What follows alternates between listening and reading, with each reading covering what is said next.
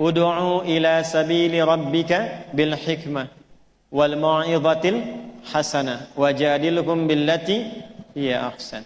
Jika ada orang yang belum paham tentang tuntunan agama, dipahamkan. Jangan dimarahi, jangan dicela. Bagaimana cara mengajaknya? Saya tutup. Kata Quran pertama dengan hikmah. Hikmah itu maknanya 3. 1, puncak pengetahuan.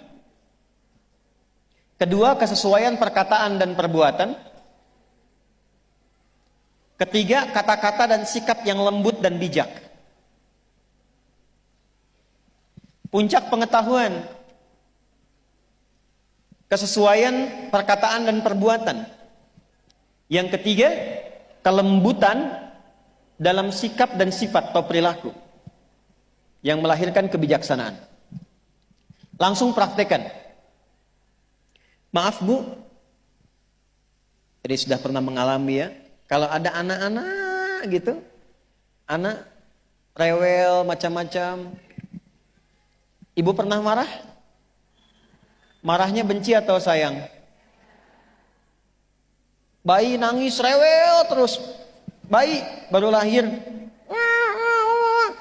apa ibu bentak? Diam kamu gitu? Tidak. Ibu pukul? Tidak. Yang keluar apa? Sayang, kan?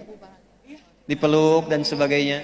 Ada kondisi itu yang diisyaratkan dalam Quran, kadang-kadang dibalik supaya kita diberi kesempatan memberikan bakti dan keutamaan kepada orang tua yang telah merawat dari kecil itu.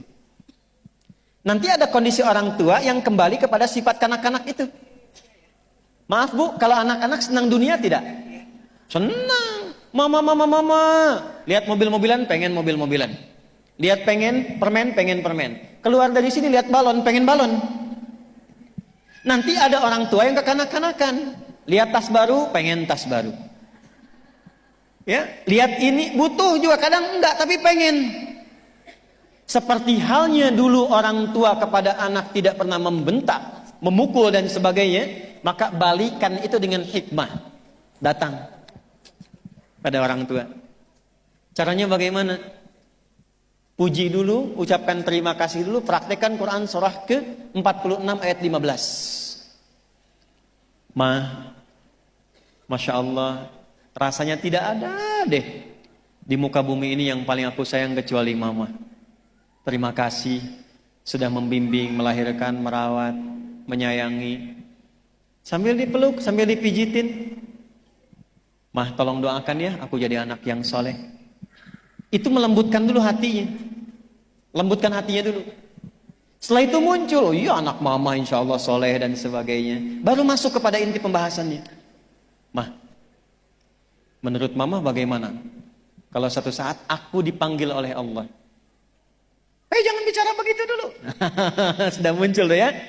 Iya mah, tapi kan harus siap-siap juga supaya memberikan pahala buat mama. Doakan ya mah, supaya nggak banyak sifat-sifat dunia yang melekat. Aku rajin sholat, semua yang ada dunia berkah sifatnya. Pelan-pelan dulu. Nanti kalau sudah masuk ini, baru masuk kepada yang lainnya. Aduh malu mah, ini ada motor belum pernah dipakai ke taklim, belum pernah dipakai untuk sholat, belum pernah dipakai mengantar ke masjid. Doakan ya mah supaya berkah. Masuk dari kita pribadi dulu. Biasanya kalau sudah seperti itu, maka seketika akan menjadi cermin yang menyadarkan dan tanpa diminta langsung diperbaiki. Tanpa diminta langsung diperbaiki. Saya tutup dengan contoh singkat dan cepat. Saya pertama datang ke Indonesia, lalu mengasuh pondok pesantren di Jakarta. Saya nggak perlu sebutkan namanya. Di tempat itu banyak pejabat Bu. Qadarullah ada masjidnya. Pejabat ini rata-rata baru selesai masa pekerjaannya, pensiun lah istilahnya. Tapi rata-rata terkena post power syndrome. Jadi kalau di kantornya pejabat, di masjid pengen menjabat juga, pengen jadi imam. Lalu berselisihlah rata-rata mereka itu, pokoknya pengen jadi imam, sementara bacaan belum memenuhi. Saya bilang begini, saya tes dulu Pak, untuk jadi imam itu bacaannya mesti benar. Jawabannya hebat. Justru Ustadz ketika jadi imam itu supaya dibenarkan oleh makmum katanya. Bagus Pak, saya bilang.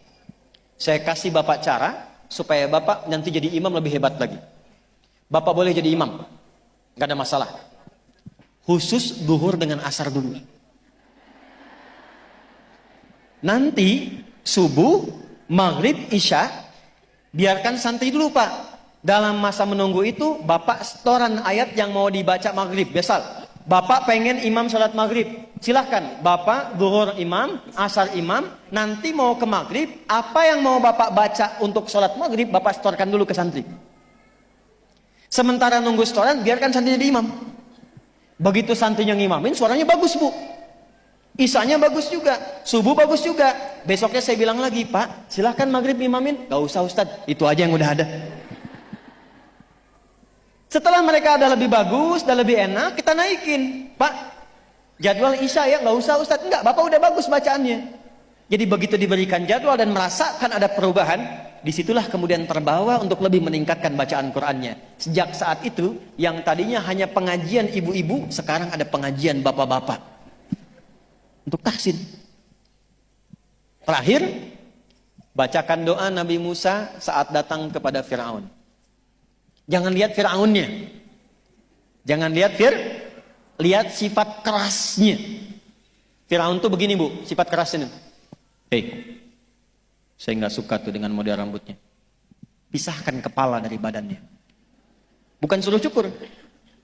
Karena itulah di surat Thaha, Nabi Musa diajarkan doa oleh Allah, Rabbi syrahli wa yassirli wahlul 'uqdatan